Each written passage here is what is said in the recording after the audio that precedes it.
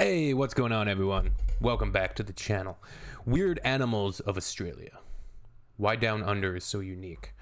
Yeah, Australia has like over 1 million species, and certainly has some unique and memorable animals, right? Like especially the kangaroo is, off the top comes to you, but in the outback, and you often see the perception around like, oh, Australia is so dangerous. And while there's an inherent danger to going out into the wilderness, the wild, anywhere, that's obviously apparent as well in Australia. You know, spiders and whatever it might be, snakes. It's the same thing here in Canada. Like, you don't want to go out, hiking in Alberta or northern British Columbia and run into a grizzly, because they will eat you very fast. That being said, not that many people die from wild animals. More people die from domesticated animals. More people die falling off horses. More people die using their cell phones while driving. Like, you really don't have to worry that much about wildlife being dangerous. But yeah, let's check out this video about the unique animals of Australia. Crocs and all of that. When British scientists first discovered a platypus in 1799, Big bills like a platypus. thought it was a joke. They said someone had sewn a duck's bill onto a beaver's body. But they were wrong. It's just a flat-out weird-looking animal. But it's not the only one. So how did Australia become the land? Yeah, emus. I assume Australia, being such a massive landmass, being separated for so long, has created some of these interesting and unique animals. I wonder if like the offshoots, off-breeds of some of the animals are in other countries. Obviously there are, but... Land of wacky animals. Well, let's take a look at our mammals. Worldwide, there are 3 types of mammals.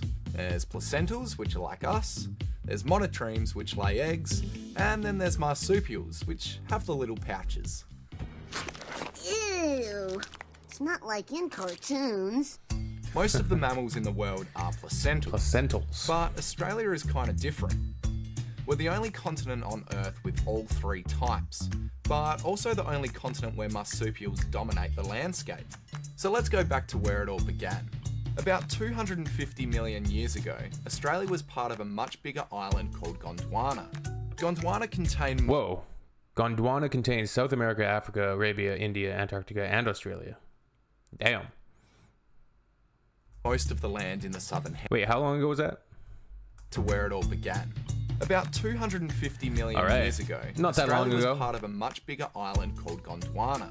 Gondwana contained most of the land in the southern hemisphere, and it also had plenty of wildlife. Over time, Gondwana started breaking up. One by one, continents split, and about 40 to 50 million years ago, Australia was left on its own.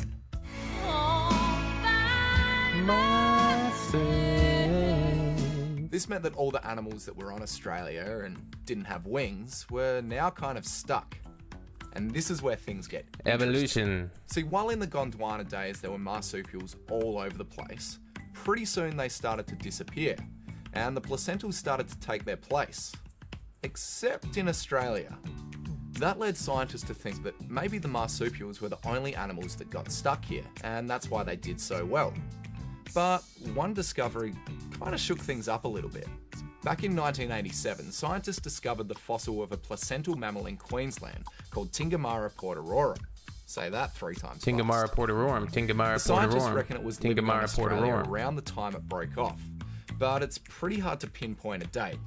And it might have just been one little placental living in a marsupial world. But anyway, over time the marsupials started to evolve into all different shapes and Koalas. sizes. And because they were so far away from anything else in the world, they morphed into something pretty unique. Wombat. What are you doing in the big? Around 100,000 years ago, animals were big. And I mean real big. We had giant kangaroos known as Procoptodon that grew bigger than 2 meters, an enormous wombat called Diprotodon. Look at the muscles on this dude. He's been hitting the gym. But the giant kangaroo... It would be rather terrifying, wouldn't it? Look at this. Look at this giant wombat. It looks like a grizzly bear kind of thing. Dang. That weighed about 2,000 kilos, and What? Megalania, which was a ginormous 5-meter lizard. Imagine that waiting for you in the garage. Ugh. But about 50,000 years ago, all of these animals started to die out. Now, there's still a debate as to why this happened, whether it was hunting or global warming, or more likely a combination of both, but that's a different story. Global warming. Over the years, Australia's climate became progressively Became too drier hot. and more arid. Plus, we didn't really have any volcanoes or earthquakes to bring in fertile soil. Right. And so Australia became a pretty tough place to live. One theory is that only animals that didn't use much energy and didn't need heaps of food were able to survive. And so marsupials were able to make some pretty nifty adaptations, like hopping on 2 legs and shrinking in size to save energy, or changing their teeth to suit the food here. They did have one advantage, and that was a lack of big predators hunting them down. I mean, there was one What about the emus? Didn't hear anything about the emus. cat-like predator, the Thylacoleo, and also a carnivorous emus are kangaroo, but they died out with Everywhere, megafauna. are they? And then there was the thylacine, the world's only Thylacine. marsupial wolf, which was wiped out on the mainland when dingoes arrived 4,000 years ago. Oh yeah, and there's these guys too. But compared to the rest of the world, it's far from a Polar bear. carnivore carnival. So basically, Australia's been doing its own thing for a very long time, completely unsupervised.